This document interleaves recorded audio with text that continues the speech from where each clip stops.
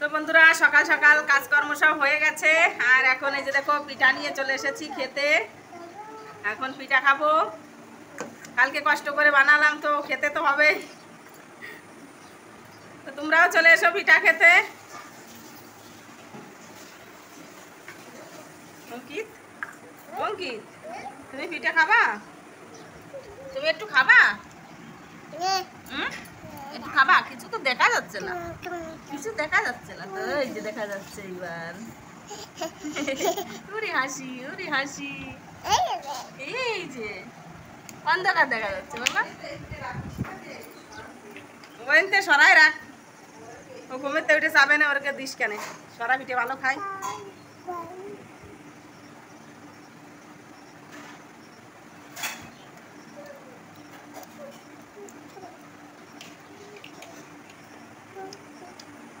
তুমি খাবা?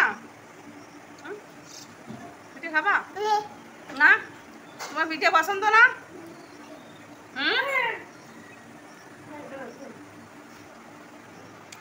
আমার ছেলে পিঠে খাবে না, ওর পিঠে পছন্দ না।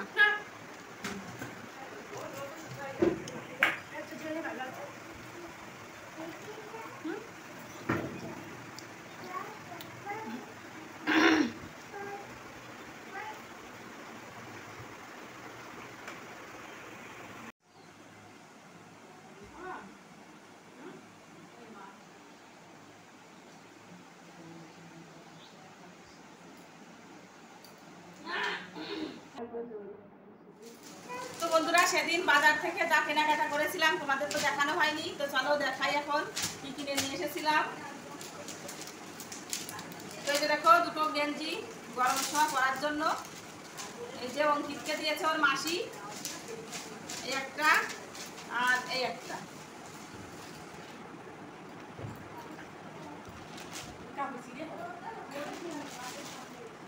আর এই যে দেখো মায়ের জন্য একটা শাড়ি কিনে নিয়ে এসেছিলাম সবসময় পরার জন্য। চলো তোমাদেরকে খুলে দেখাই শাড়িটা। এই ডিজাইন, এই শাড়িটা নাকি নতুন বেরিয়েছে, দেখতে খুবই সুন্দর লাগছে। এই যে তো মা তো সবসময় লাল হলুদ এগুলো পরে, সেজন্য এই যে এটা পিঙ্ক কালারের নিয়ে এসেছি। খুব ভালো লাগছে দেখতে শাড়িটা। তো এটা আমি নিয়ে এসেছি আর বোন নিয়ে এসেছে। দেখো এইটা পূজা টুজা করার সময় এই শাড়িটা পরতে পারবে, সেই জন্য লাল পাড় সাদা শাড়ি এগুলো। এটা নিয়ে এসেছে ছাপার একটা শাড়ি, যে দেখো এই যে। তো এটা পরে উপর থেকে পুজো টুজো দিতে পারবে।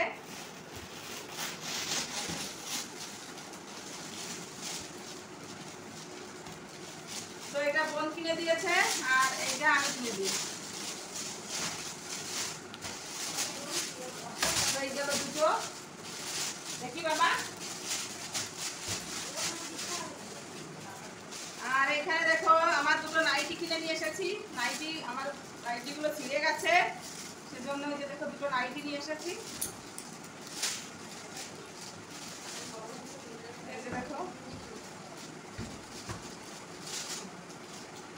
তো নাইটিগুলো কেমন হয়েছে কমেন্ট করে অবশ্যই বলবে সবাই। এই যে দেখো আরেকটা নাইটি।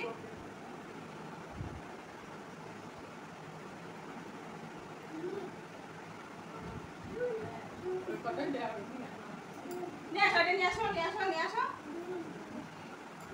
আসো বাবা, আসো নিয়ে আসো। আর এখানে রয়েছে দেখো একটা ছায়া রয়েছে আর রয়েছে দুটো ব্লাউজ, একটা কালো আর একটা লাল। নিয়ে আসো বাবা। এটা লুঙ্গি পাবে নাকি তুমি? এটা।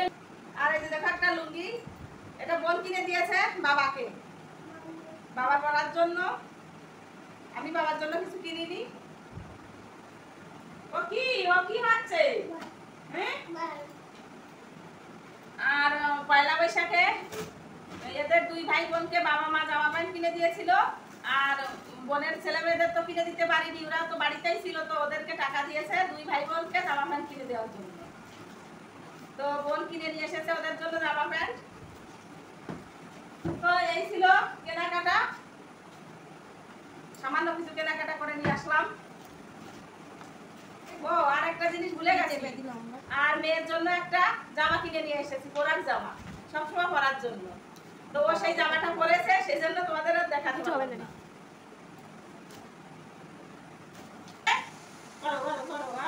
শাড়ির মধ্যে ঢুকে যাচ্ছে। অঙ্কিত শাড়ি পরো পরো, পরবা শাড়ি? তোমার পরাই দিয়ে এই যে নতুন বউ, নতুন বউ কই, নতুন বউ। তো বন্ধুরা এখন আমি চলে এসেছি রান্নাঘরে রান্না করতে। তো সকালবেলা তো পিঠা টিঠা এগুলো খাওয়া দাওয়া হলো, আর এখন আমি ভাত রান্না করতে এসেছি। তো এখন বাজে 11:30, আর ছেলেকে ভাত খাইয়ে ওকে প্রথমে স্নান করিয়েছি, তারপর ভাত খাইয়ে দিয়েছি, দিয়ে ওকে আজকে ঘুম পাড়াতে পারিনি। বাবা চলে এসেছে মাঠের থেকে, সকালবেলা গেছিলো পিঠা নিয়ে মাঠে। তো বাবাও কালকে দুপুরবেলা ভাত খেয়েছে, আর খাওয়া হয়নি। কালকে রাতের বেলাও পিঠা খেয়েছে, সকালবেলাও পিঠা খেয়েছে, আর আমরাও তাই। তো সেই জন্য এখন তাড়াতাড়ি করে ভাত রান্না করতে চলে এলাম রান্নাঘরে। বাবা মাঠের থেকে বাড়ি চলে এসেছে। তো বাবারও খিদে পেয়ে গেছে, আর আমাদেরও খিদে লেগে গেছে। পিঠে খেয়ে কত সময় থাকা যায় বলো তো? তো চলো কি রান্না বান্না করছি সেটা তোমাদের সঙ্গে শেয়ার করব। আর এখানে দেখো এই যে পুরো একেবারে ভিজে গেছে, দেখতে পাচ্ছ? মানে রান্নাঘরে এসে 5 মিনিটও থাকা যায় না, সঙ্গে সঙ্গে জামা কাপড় ভিজে যাবে, এতটা গরম এই রান্নাঘরে। খুব গরম, জানলা টালনা কিছুই নেই কোনো দিক দিয়ে, প্রচণ্ড গরম হয়, প্রচণ্ড গরম। এখানে মানে থাকাই যায় না গরমে।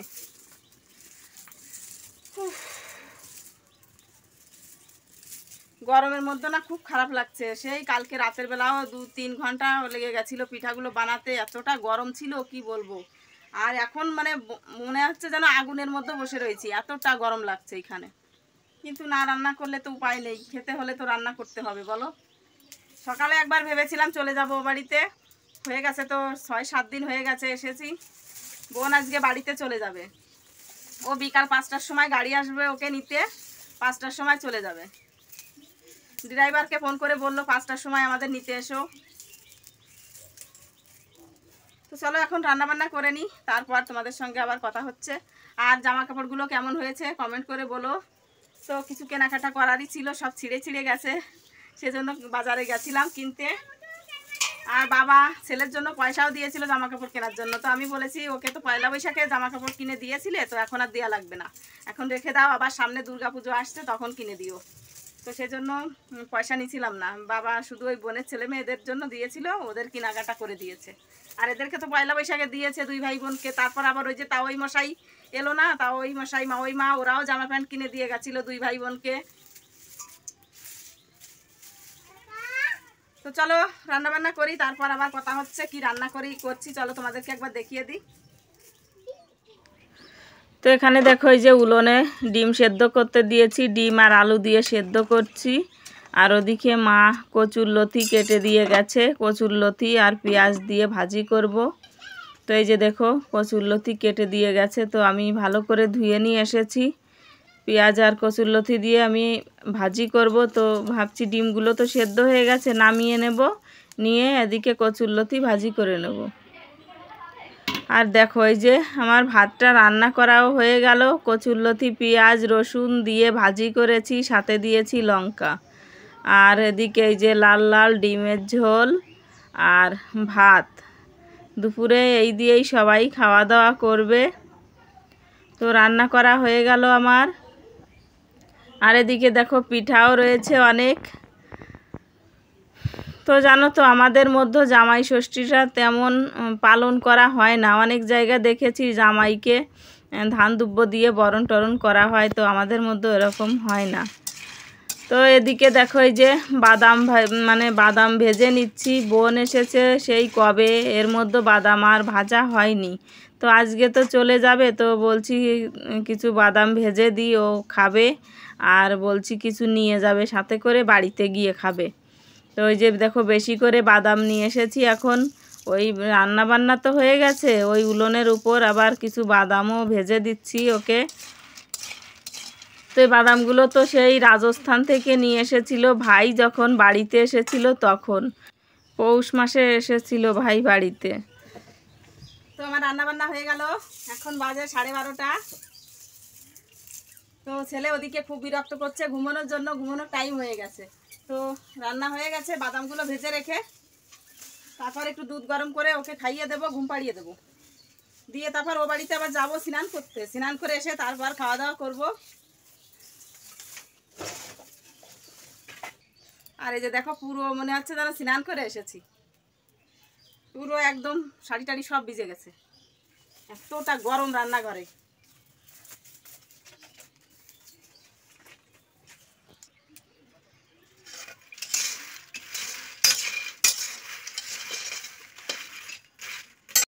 তো যে দেখো, বাদামগুলো খুব সুন্দর করে ভেজে নিয়েছি।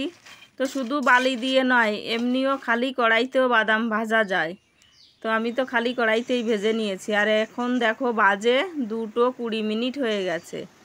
তো আমি এখন স্নান করে চলে এসেছি ও বাড়ির থেকে আবার এ বাড়িতে। আর ওই যে বোন শুয়ে রয়েছে ঘরের মধ্যে মেয়েকে নিয়ে, আর মা শুয়ে রয়েছে খাটের উপর। আর এই যে দেখো, আমার ছেলে এখনও ঘুমিয়ে রয়েছে, ওই যে এখানে ছেলে মেয়ে দুজনেই শুয়ে রয়েছে। আর চলো বাবা কি করছে তোমাদেরকে দেখাই।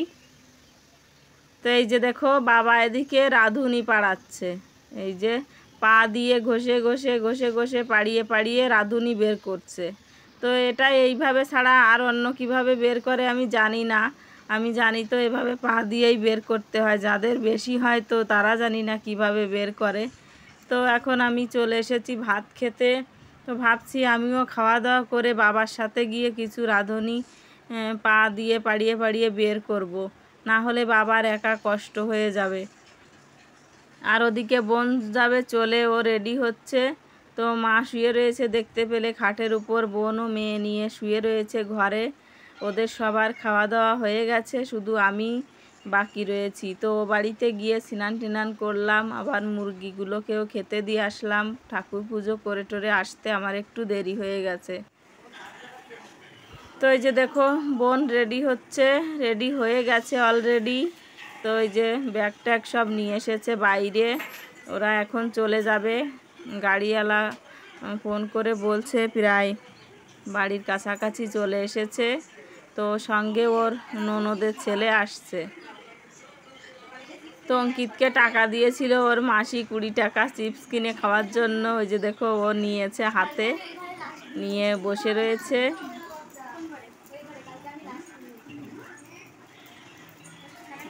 আসার সময় আসছে আসছে আসছে শুনেও ভালো লাগে যে আসছে, ভালো হবে, ভালো লাগবে।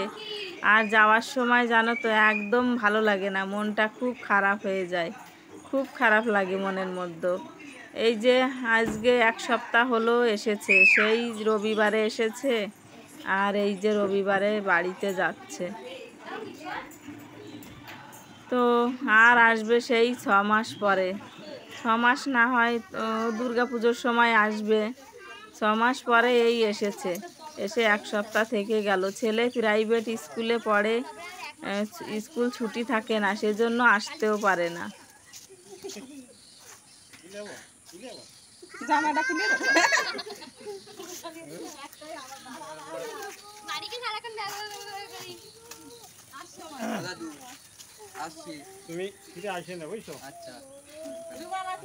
তো ওই যে দেখো, ওরা এখন বেরিয়ে পড়েছে রাস্তায়, গাড়িটা দাঁড় করিয়ে রেখে এসেছে বড় রাস্তায়।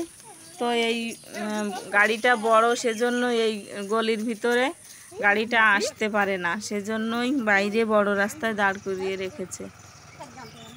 ওই যে দেখো,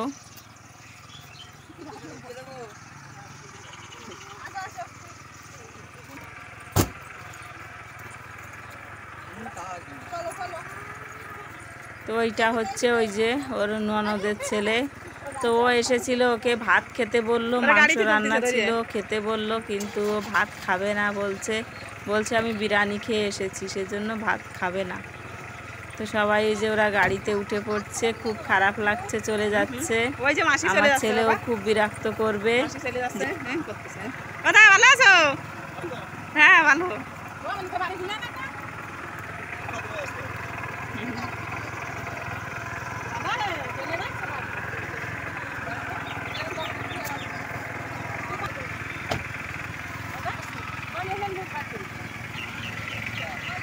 দাদা চলে গেল দাদা।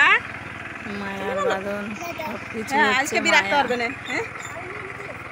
হ্যাঁ গাড়ি ভিতরে ঢোকে না তো ওই জন্য এই রাস্তায় চলে গেল। বেশি দূরে তো থাকে না, কাছাকাছি থাকে, আধা ঘন্টার রাস্তা। বারাসাতে হচ্ছে শ্বশুর বাড়ি। মাসি চলে গেছে, আজকে আর ভালো লাগবে না, মনটা খারাপ হয়ে গেছে। মাসি কোয়ানে গেছে? মাসি ওই মা গেছে, মাসি ওইদিকে গেছে, দাদাও চলে গেছে, মাসিও চলে গেছে, দিদি চলে গেছে। সারাদিন মানে কোনো দিকে জাতি দেখলি আয় মাফি মাফি মাসি হয় না তো মাফি মাফি। তো এই যে দেখো এখন রাত হয়ে গেছে, আর আমি বললাম ভিডিওটা আপলোড দিয়ে এসে তারপরে যে দেখো সেই রাঁধুনিগুলো চেলে চেলে ঘরে তুলবো, সেজন্য চেলে নিচ্ছিলাম। তো বাবা পাড়িয়ে রেখে গেছে আর আমি এখন এসে চেলে নিচ্ছি চালন দিয়ে। তো ওদিকে ছেলে আর বাবা দুজনে টিভি দেখছে ঘরে, আর মাও রয়েছে এইখানেই। তো বন্ধুরা চলো রাঁধুনিগুলো আমি চেলে নিই, রাত হয়ে যাচ্ছে। তো চলো ব্লগটি আর বড় করছি না, এ পর্যন্তই। তো দেখা হচ্ছে নতুন দিনে নতুন আরেকটি ব্লগের সঙ্গে। ততক্ষণে তোমরা সবাই ভালো থাকো, সুস্থ থাকো, আনন্দে হাসি খুশিতে থাকো। তো চলো আজকের মতন টাটা। দেখো কত সুন্দর রাঁধুনি বেরিয়েছে।